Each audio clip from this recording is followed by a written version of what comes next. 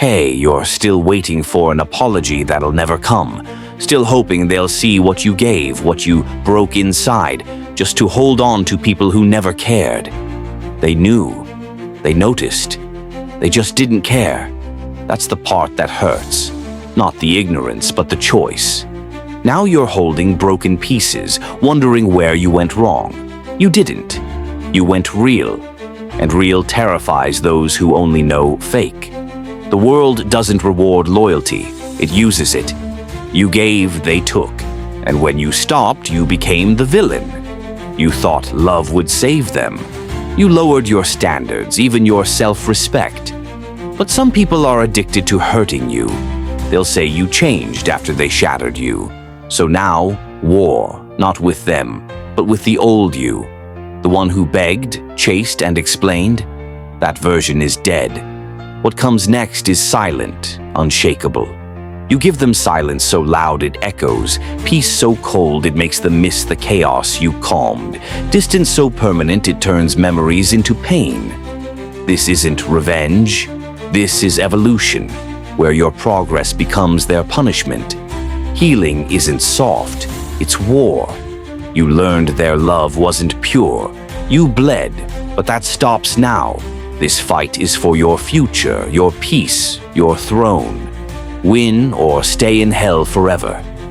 You rise in silence, build in discipline, and watch regret haunt them. You laughed once, not from humor, but from realizing the world was never gentle. They took your loyalty, your silence, your heart, and you let them by staying quiet, forgiving too much, staying too long. They liked you broken. Broken was easier to control. But if you rise, they lose control. Pain is honest. It built you while they partied. You don't come out the same. You come out dangerous. Now you see the masks. You stop expecting. You stop chasing. You were never theirs. You were a gift they couldn't keep. Yes, it still hurts. But they don't own that pain anymore. You build a fortress from it. You don't scream, you vanish, you glow. You guard your peace like a war zone. They hate your progress most because it proves they didn't break you. They woke you up. They broke you once, never again. Here's the truth. They won't tell you. They were the ones who switched lanes, not you. You were still holding the map while they'd already driven to someone else's destination. People leave long before they walk away. When they start acting cold, distant, strange, they've already packed their bags emotionally. You didn't want to see it.